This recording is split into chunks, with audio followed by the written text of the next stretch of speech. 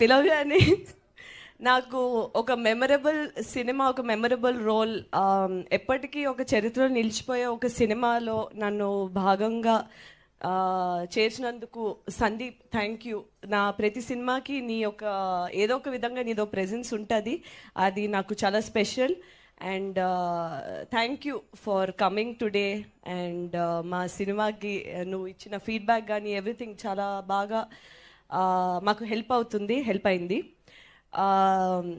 నా co actor, నా friend, ఈరోజు మా guest Vishwak Sen, thank you. You know నన్ను ఇలా సపోర్ట్ చేయటానికి వచ్చినందుకు.